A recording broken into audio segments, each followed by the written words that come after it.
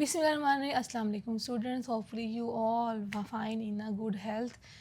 Students, in the previous lecture we discussed the national income chapter. What is national income, circular flow of national income, concept of national income and methods of measuring national income. Now we discuss challenges in measuring national income. Despite its importance, measuring national income is challenging. Let's explore some of the key obstacles. Double counting. Double counting is one of the most common issues where intermediate goods are counted multiple times in reflecting GDP figures. For instance, if wheat and the bread made from it are counted, the resulting GDP value would be artificially high. The value added method helps address this problem by ensuring that only the additional value at each stage is included. Informal economy and unreputed income. A significant part of economic activity occurs in the informal sector. Particularly in developing countries, transactions in these sectors must be officially recorded, leading to an underestimation of national income. It takes it challenging for policymakers to understand economic performance accurately. Non-market activities.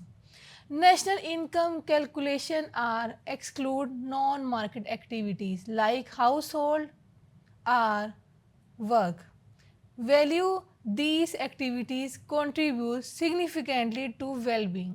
They are often excluded because there is no formal transaction or clear market value. Estimating the value of each activity could provide a more complete picture for economic output. But this remains a methodological challenges. Environmental cost.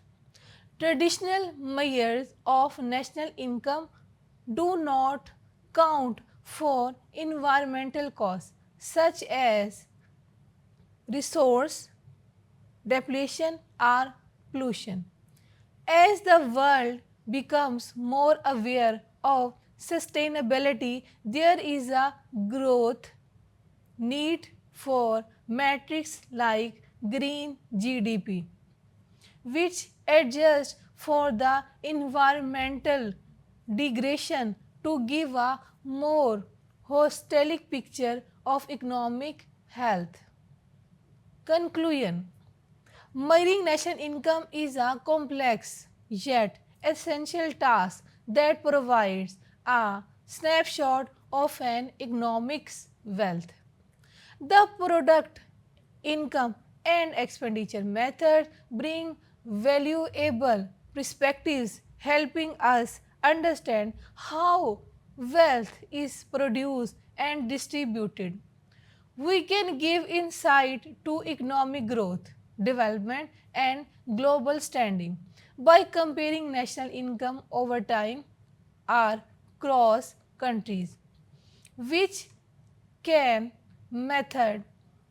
Each method has its strengths, challenges like double counting, informal activities, and uncounted environmental costs must be addressed to ensure that national income statistics accurately reflect reality.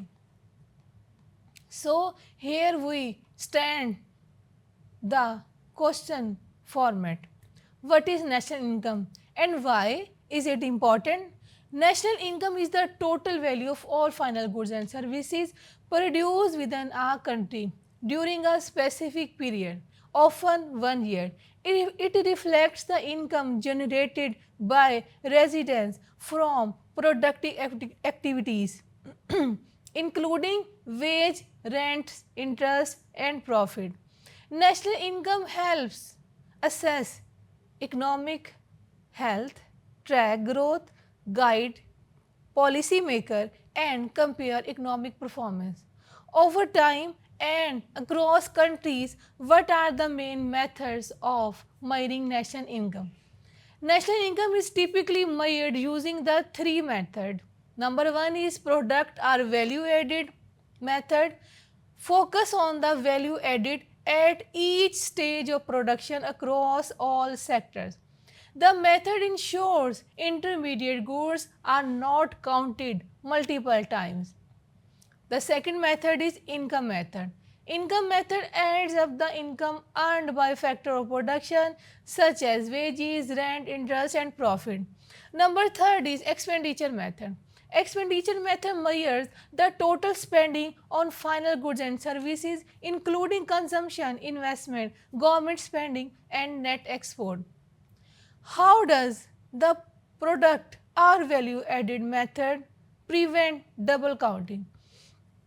The value method ensures that only the additional value created at each production stage is included. For example, if a farmer sells wheat to a bakery, only the additional value contributed by the bakery when converting wheat into bread is counted in GDP, avoiding the issue of counting wheat and bread separately.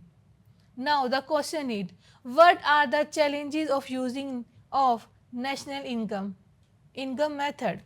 The income method struggles with accurately capturing informal or unreported income, especially in economics with large informal sector.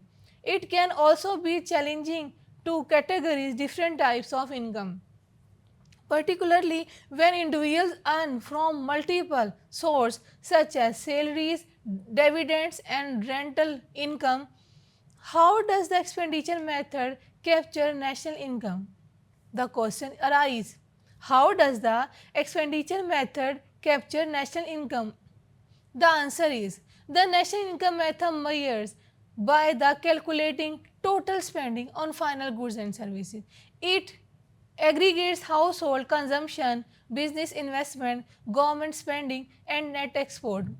This approach aligning with Keynesian economics by emphasizing the role of aggregate demand in dividing economic growth. The question is, why is it challenging to compare national income across countries? The answer is, international companies of national income require adjustment of currency exchange rate and purchasing power parity PPP. Purchasing power parity accounts for differences in the cost of living between countries, offering a more accurate picture of economic well-being than national income figures alone. The question is, next question, what is the role of real GDP in internal companies? Real GDP adjusts for inflation, providing a clear picture of economic growth over time. It helps distinguish between actual increase in production and mere prices arises, allowing economists to evaluate whether living standards are improving. The question arises, how do informal activities affect national income calculation? Informal activities like cash-based transaction or self-employment often go unreputed and are not captured in official national income figure.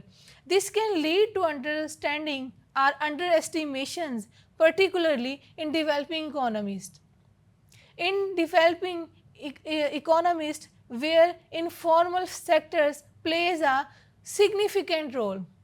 The question, what are the some limitation of traditional national income measures?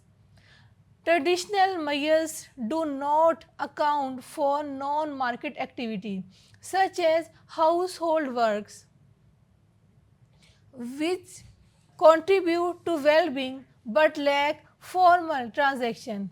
Additionally, they exclude environmental costs such as resources or pollution, leading to incomplete assessment of economic health. Now question is, how can environmental costs be integrated into national income?